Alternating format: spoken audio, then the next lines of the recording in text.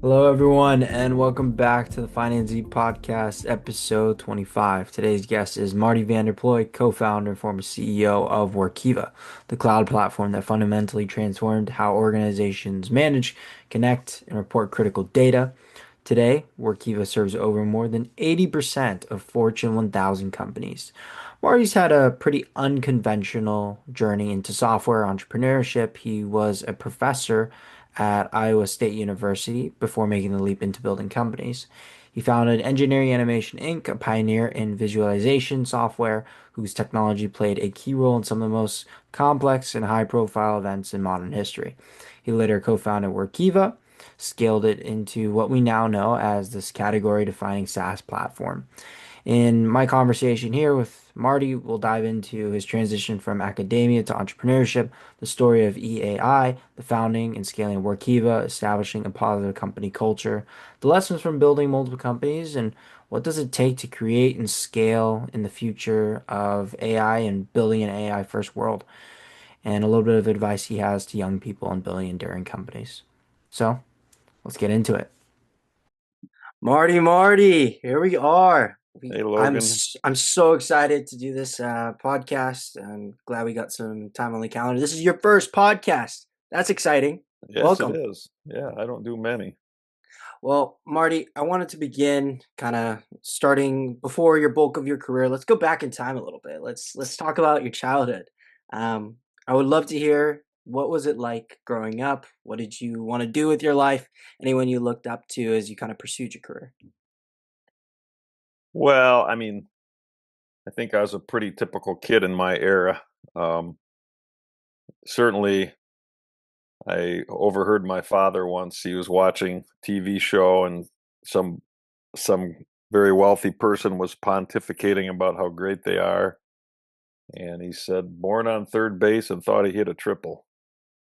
And I realized then that have you ever heard that adage before, Logan? No, I haven't. Explain it a little bit. Well, it's about people who are very lucky in life and think they owe it all to themselves. That's why born on third base thought you hit a triple. And Mm, if you're born on third base, you're born on third base. So anyway, I was born on third base, meaning yeah. everything was laid out for me. I had no impediments in my journey to speak of. I was a typical kid in high school, went to Michigan State, spent 9 years there, ended up getting a PhD. And none of it was a path I thought about. It was what was laid out in that era. And it wasn't if you're going to college, it's where. Your parents help pay for college. That was all the norm. Yeah. I after a few years I was paying my own way, but so I was very fortunate. My dad was a mechanical engineer. I became a mechanical engineer. Role models are a big deal. A large percentage of kids do what their parents do, and That is true. that's just how it goes. So I was very lucky. Um, I That path was not something I chose. It was just the standard norm. So I had a very charmed and lucky start to life. Had parents that loved me. Stayed married until long after I was gone. So from that perspective, it I wasn't a big dreamer. I just sort of went down the path that was laid in front of me. So Yeah, totally. And then I guess I'm gonna start a little bit more in your early career after you went to Michigan State. Then you actually became a professor at Iowa State. I think that's a career most people would consider a destination. I know a lot of Berkeley PhD students are kind of see that as their end goal, not really a stepping stone to your career. I was curious, what was the moment you realized you wanted to leave and build something greater? well, first, let me say that teaching was, the funnest thing I ever did. I mean, watching young people come in a university setting as really green kids and leaving as polished adults is really something to watch. And I really enjoyed participating in that. And then I really enjoyed taking students through the graduate program and graduating kids out of advanced degree programs. So I did that for 10 years, got tenure, and then couple of my graduate students uh, and myself, we'd go and drink beers Friday and Saturday night and talk There you about go. talk about starting a company. And so finally we said, let's do it. And I said, I'm just going to go part-time because I love teaching, and you guys go do the bulk of the work. And we took some money we had saved from engineering consulting and Mm, started a company. Uh, what you learn is that if you do a startup, it consumes you 100%. yeah. It sucks everything you have into it, which is fine. It's exciting and fun. But I stayed part-time for a couple of years, then realized either I had to get in or get out, and made Mhm. the decision to go push the business for a while. I always thought I'd go back to teaching, but that just hasn't happened yet. So, There you go. And I guess I'm curious. I've always felt like professors always some of the biggest traits are they're patient. They know how to communicate properly, and I think that's very helpful, especially when you enter the business world. I was kind of curious, how did your time in academia shape the way you think about leadership, building companies, just from EAI to Workiva as well, or the things you learned in the classroom that still carry with you today, even beyond work? well, I think that what I learned teaching was there's a wide variety of skills humans have, not just academic skills, but interpersonal skills, and I really learned that you put people in their right niche or their right spot, and something that really lines up with what they're good at, they'll really do well and they'll be happy generally. And being happy is a big part of your life, frankly. And so I really learned uh, that students were all different. If you got to know them and took the time, they were all special, and they all could do amazing stuff. You just had to find the right stuff for them to do. So that's sort of what I came away from there. I would spend a lot of times coaching kids and helping them getting better, and that was really the funnest part of the job too, frankly. But everybody has potential. Everybody. Yeah. And after your time as a professor, you go on to start what I think is a pretty pioneering and revolutionary company, electronic, um, engineering animation Inc.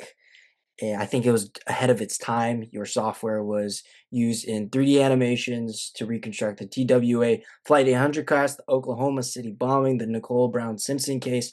I mean, it's pretty incredible, the more I read about it, Marty, and I think not enough people know this about you, but did did you fully Well, grasp at the time, like, how significant your software would be? well,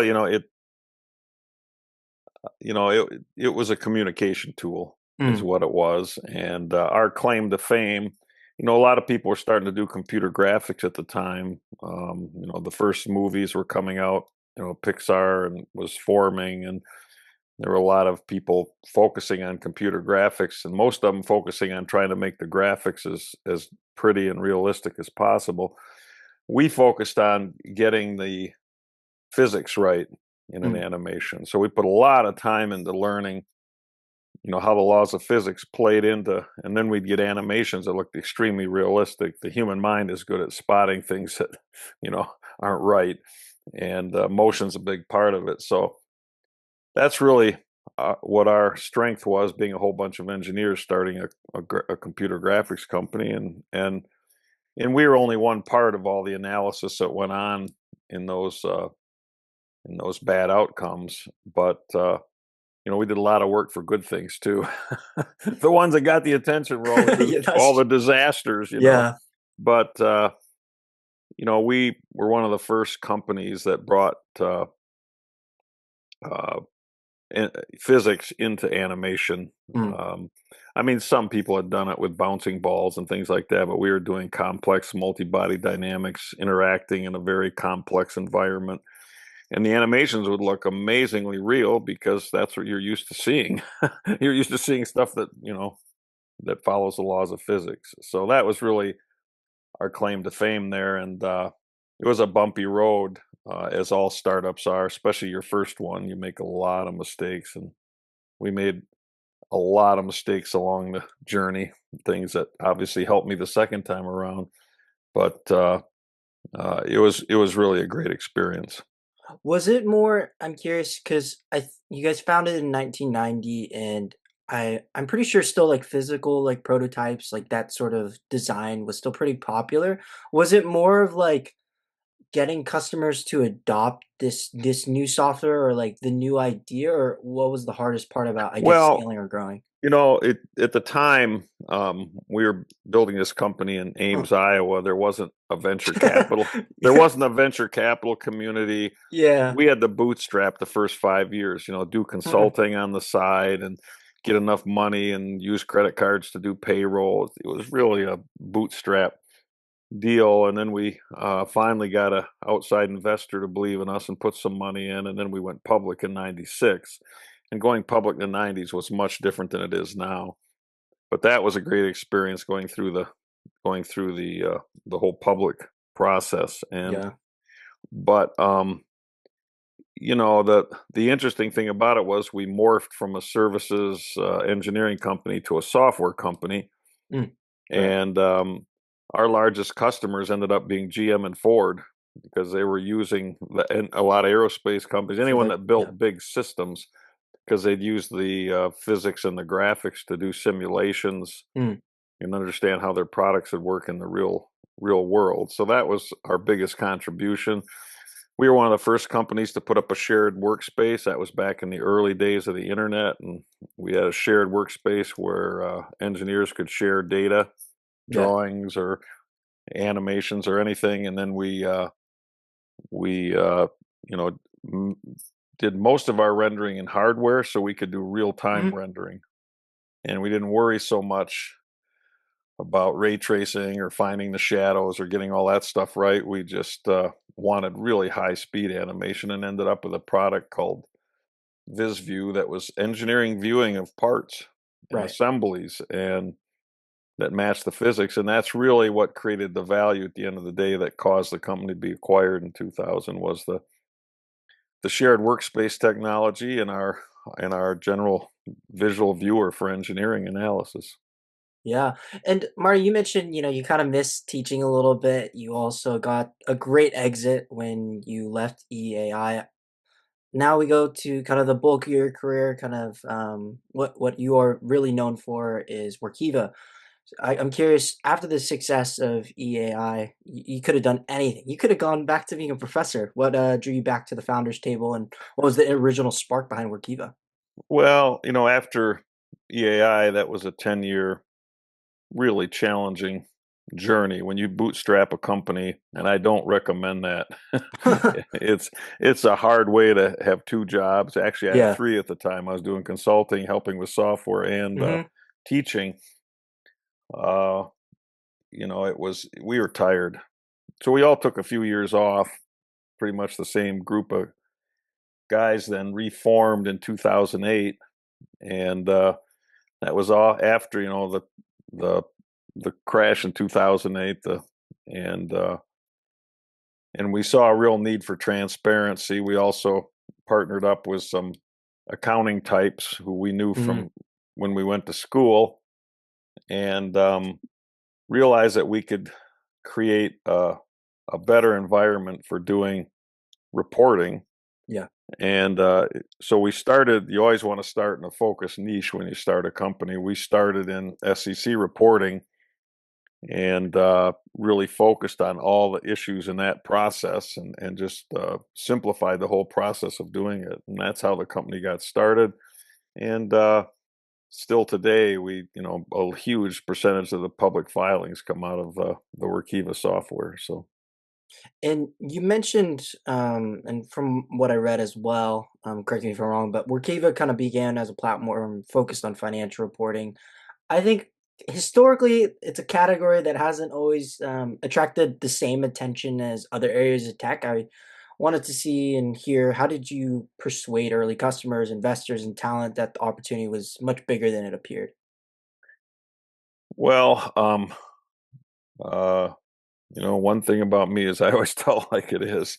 I don't think we knew how big it was, to be Yeah. honest, Logan. We knew that the SEC market could be a couple hundred million in recurring SaaS revenue Hmm. if we did it right. And as we got into the problem, we realized that the types of issues that you have creating an SEC report where there's tons of people in a very complex document and a complex bunch of numbers was done in a lot of other scenarios in these companies, and we started identifying them in these companies and selling our product into different types of problems. Right. And that's when we realized that we had a much bigger total addressable market than we thought. And so, I mean, we didn't see it coming. That happens a lot. And so, you know, the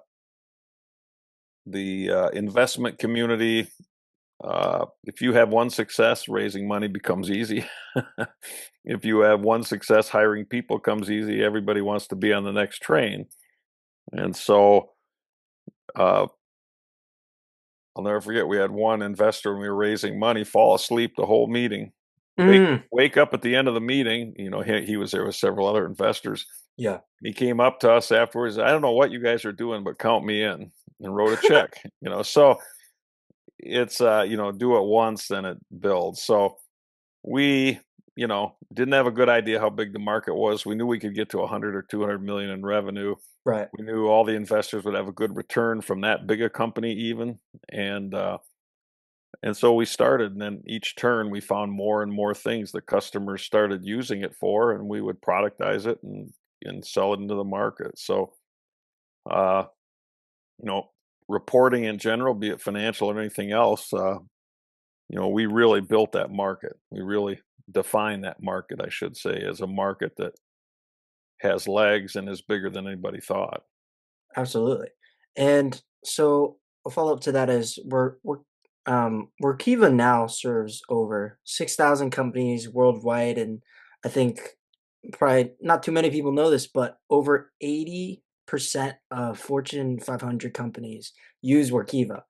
Can you take us through what scaling that looked like in the early days? Was there immediate product market fit? You mentioned, investors just kind of wrote you a check and were like, okay, I want to invest. I was more curious on that there.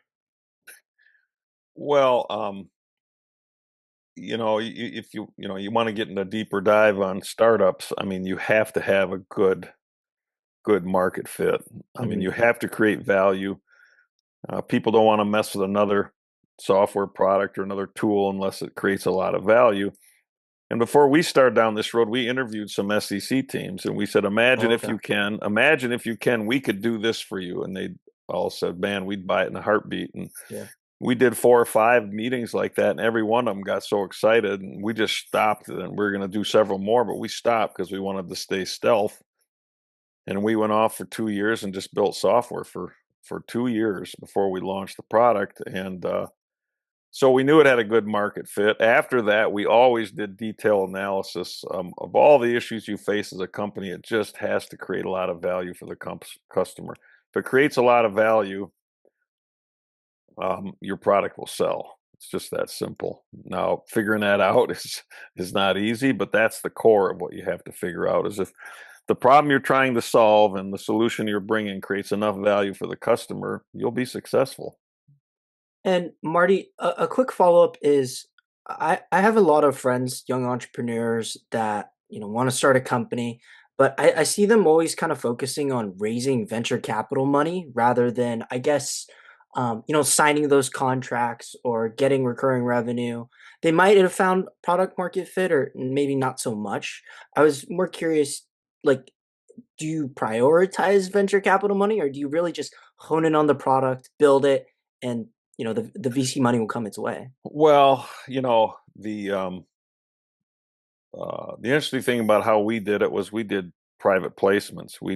Oh, okay. We didn't take any venture money to speak of. One small firm we let put some in, Oh, but we wrote we had some money left over from selling EAI, so we got some of our own money invested, okay. and then we started doing private placements, and people wanted in, like the guy that slept through the meeting. So it's but venture capital brings good things. I mean, they Right. will help you do the analysis of the product market fit. They bring you money, but they also are onerous. I mean, they want to watch everything you're doing, and typically if things don't go right, they want to intervene.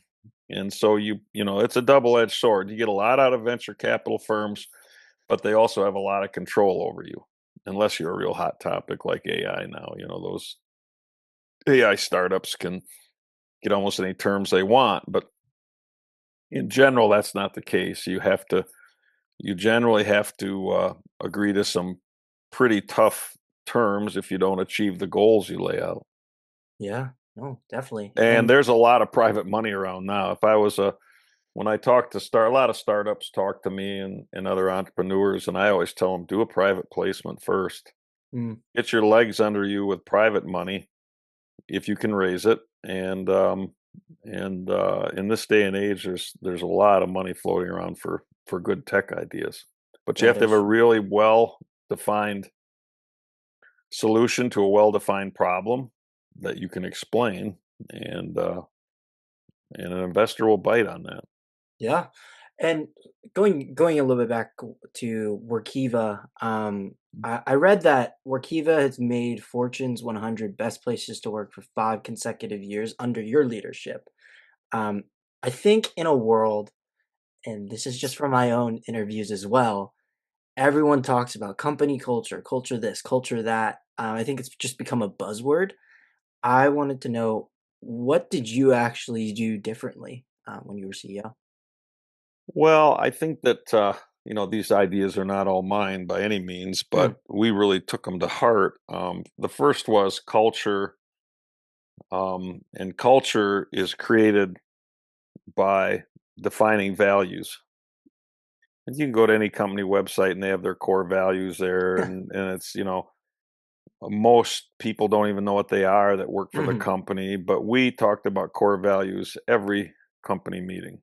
yeah. And you define a set of core values and then you live to those values, Mm, and in a very, very serious, meaningful way. And if you do that, it's amazing what you can do, and it's all about how you're managing a big group of people, right? And the end of the day, culture is everything, and it's driven by having a core set of values that you back up, so the people in the organization actually believe what you said. mhm, You said if you say these are our values, you do something different, forget about it. No one's going to believe you. And then and living up to those, and our values were, we were a customer first organization, a very yeah. ethical organization, Mm, a people first organization, and then we made sure we had a strong purpose in terms of our mission statement. Humans are happier when they're working on something that has purpose, yeah. and then recognizing every human in the company. And I was always a believer in taking care of your employees first, and your customers will benefit and your investors will benefit down the road if you invest in your employees. So that's the I could talk about this for hours because I think it's the core of every company, but building a Absolutely. values-based culture and and living up to it is so important. Yeah, most definitely. And then kind of looking back, you were president, you were COO, you were CEO and founder. Looking back at your time at Workiva and maybe a little bit of EAI, what was kind of the hardest moment you had to navigate, or the biggest learning lessons from your previous business, and then when you were scaling, growing Workiva after it went IPO, of course, as well. Well, it's always about managing people. It's Mm, always about man. That's always the hardest. People are the most complex part of a business. It's the hardest part, and some of the hardest moments I had when I had to make tough decisions on leadership changes. And you hire a lot of people that look very good, and not everybody works out. Even as careful as you can be hiring, there's a certain percentage that just don't work out.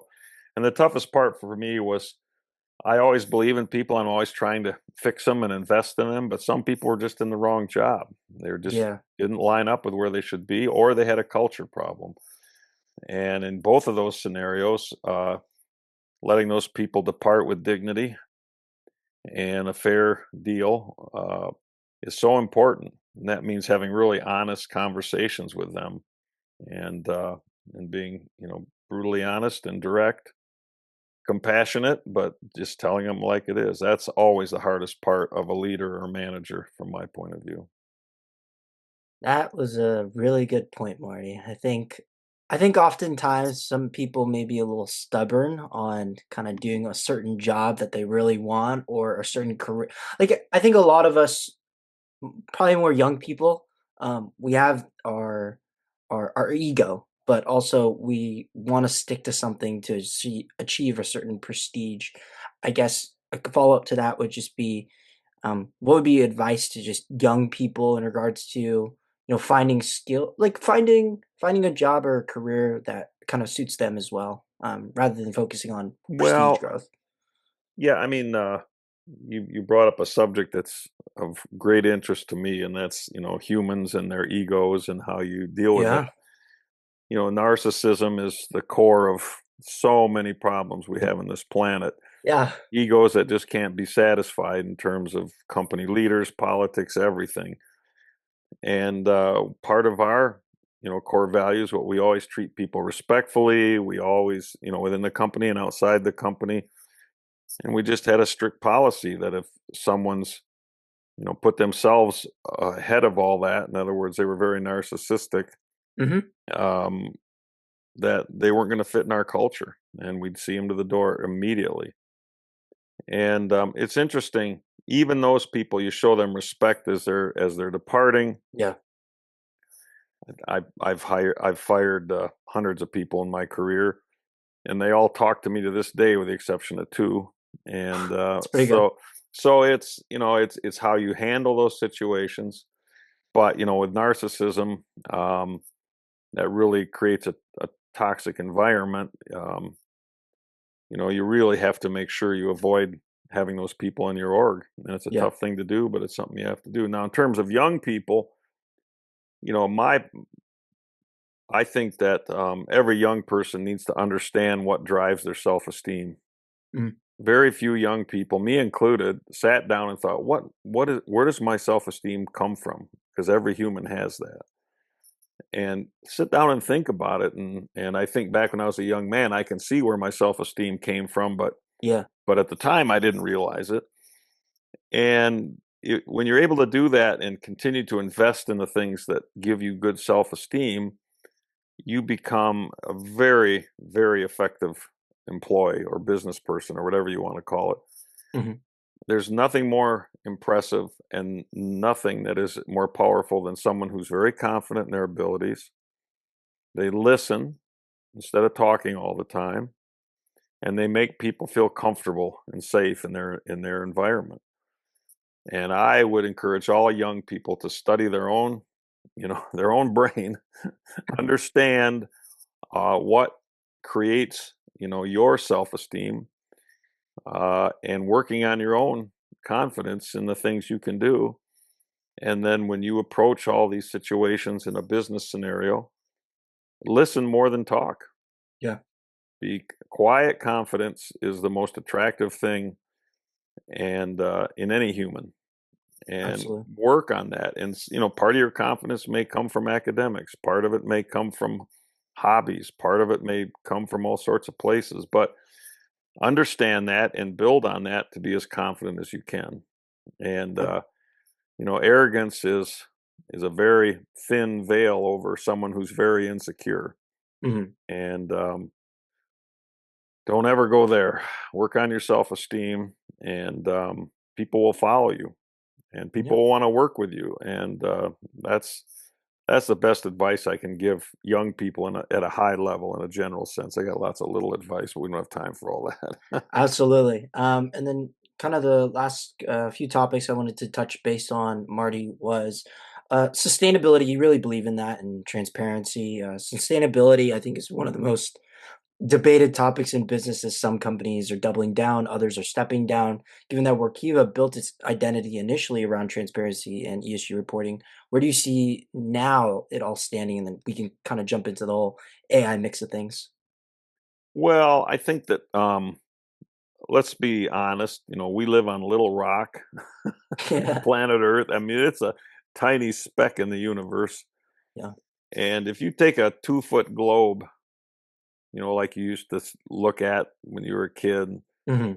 and I always ask students, how thick is the atmosphere? And they all put a inch or two, it's like two coats of paint. It's all the more covering us from, you know, outer space. And whether you believe it or not, I mean, human existence is really tied to this planet. We've evolved here. And if we don't take care of this thing, um, human civilization, human existence is going to change. Yeah. And if we don't treat all people equal, same problem. I mean, I've met so many good people in my life, and skin color, race, all that is meaningless. They're all great people. There's always bad people in every group too, but Yeah. most people are great. And we have to, as a society, understand people are people. We have to understand we have to protect the planet we live on. Hmm. And then the ESG, even though that term has been beaten out of the system by our Yeah, it current has. administration, um, don't get me going on politics. uh, Governance of companies is very important Yeah. because companies tend to go off the rails pretty easily, Yeah, they and do. if they can get away with stuff and make money, They will. a lot of them will. So those are three core principles the world has to get their arms around. And it doesn't matter what your skin color, what your religion is, where you come from, your race. Everybody, you sit down and have a beer with somebody, you always find common ground and things to talk about. There you go. And this, divisiveness that's being created in our country and the world is only a tool to garner power. The average person like me or you, we understand that, life is about interacting with good people and Hmm. having an enjoyable life. And success obviously is part of the pleasure too, and that's why we're talking about entrepreneurial stuff. But boy, we have to understand people are people. We have to understand that the planet needs to be protected at all cost, and we have to make sure large institutions don't run amok Yeah. as they often do. And so that's a high level statement about my belief in you know protecting the environment, about social justice, and about governance. And so our Absolutely. company focused on all those things. And I'm a believer it's going to come back. These things cycle.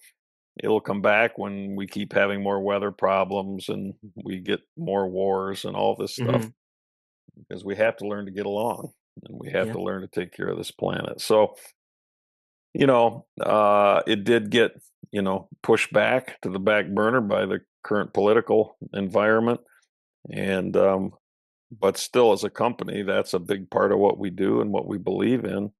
And you have to adapt to business conditions as they come by. And we've had to double down on other products, but we're still Mhm. selling a lot of that reporting solution. And its day will come again, just because it's the right thing to do. So. Definitely. And now jumping more into kind of AI, it's becoming deeply embedded in enterprise software. I think at times it does kind of interfere with ESG transparency a bit. So I was more curious on your thoughts. Like, how do you see it changing the way companies track, validate, and actually act on sustainability data? Does it make just reporting a little bit more rigorous or decision useful for investors or risk heavy? Well, there's the $1 trillion question. I mean, Yeah.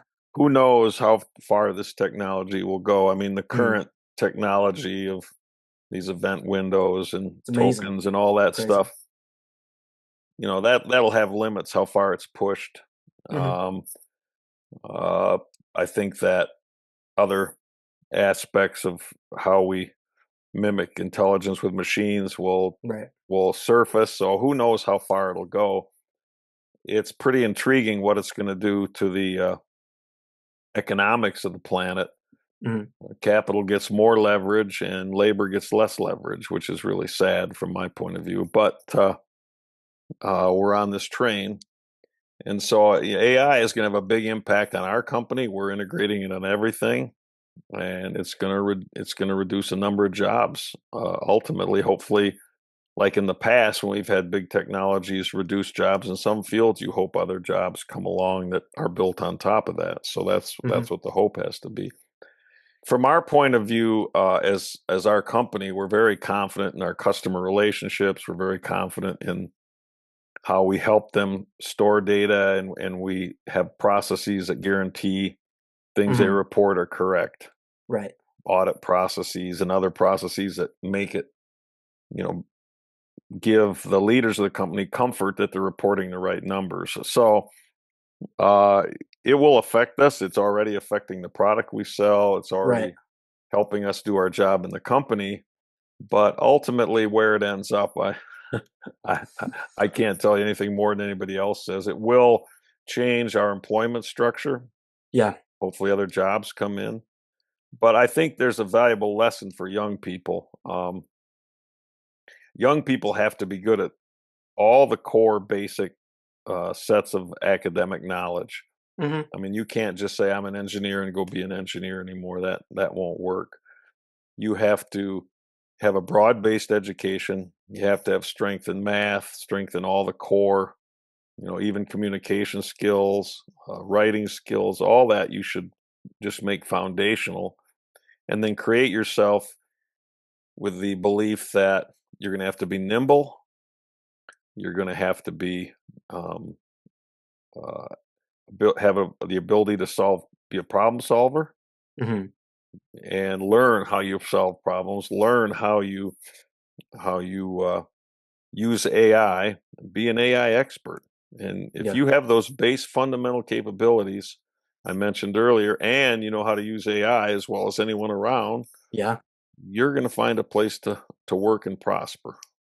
Absolutely. And yeah, I see people who say AI isn't going to affect my job. Instead of jumping in and learning everything they Yeah. can and taking a huge It will. humility pill, Hmm. those people will come out ahead. The people that think that it won't affect them are going to get run over. So Yeah. And you mentioned just software companies, all companies are starting to integrate AI. Recently read about Workiva's AI platform now.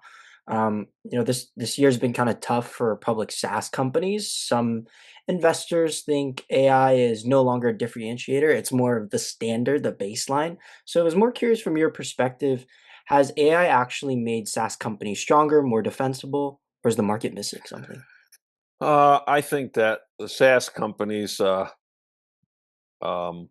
SaaS companies generally provide software as a service for customers to do business processes or Mm, or workflows within their company.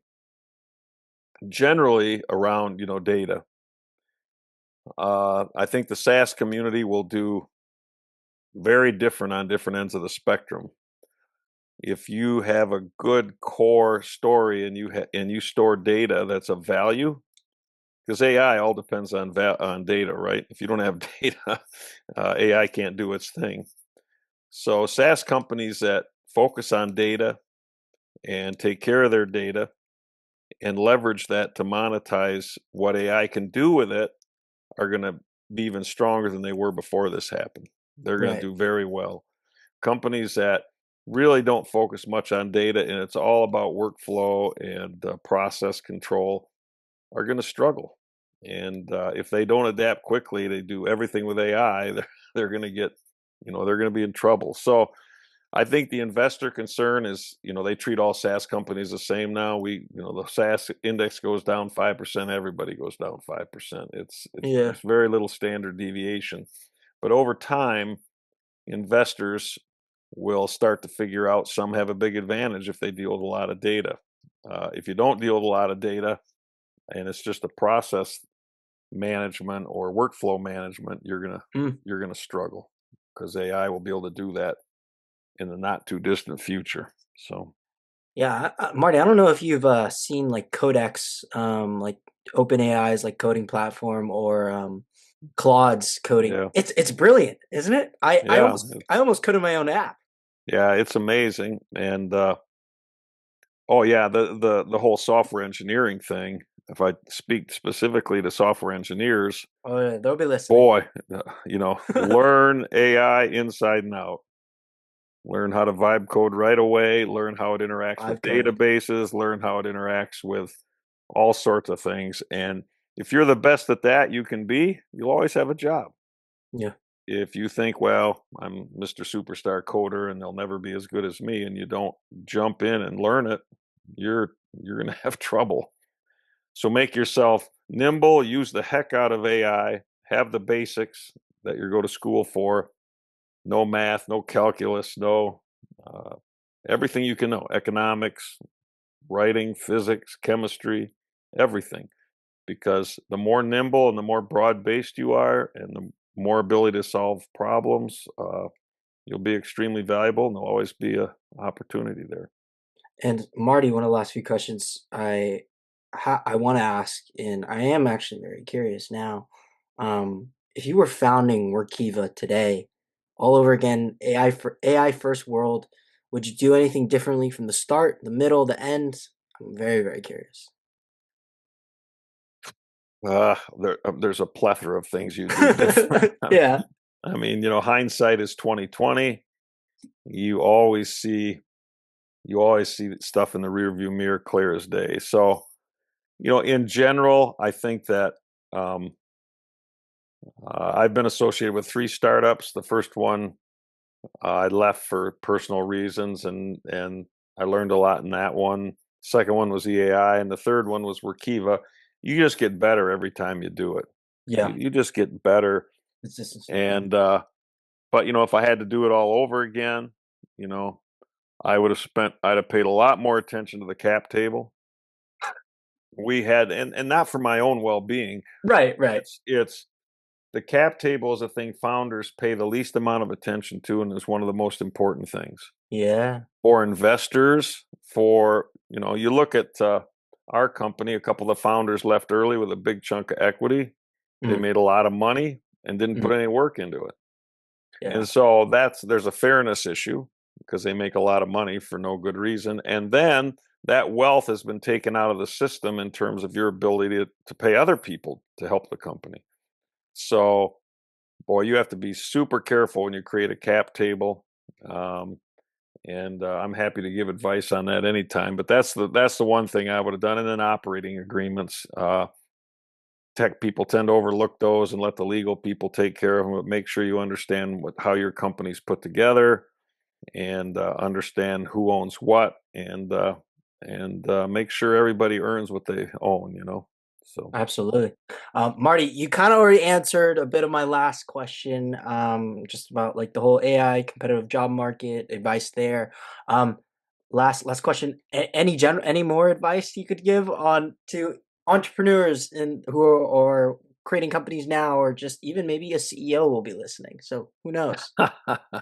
Well, most CEOs won't operate like I have, but I think that you know learn to be confident, learn to listen. Mm, Don't ever let your ego no. make you think that you don't make mistakes, because I make lots of mistakes and I Yeah. openly admit it. And always treat everyone in the room the same. I would treat the janitor the same as our VP of whatever, and treat them with the same respect, and people respect you. And if you want people to follow you ultimately as a leader, Yeah. you have to manage them with respect, rapport, and trust. If they respect you, you have good rapport, and they trust you, they'll follow you into the bullets.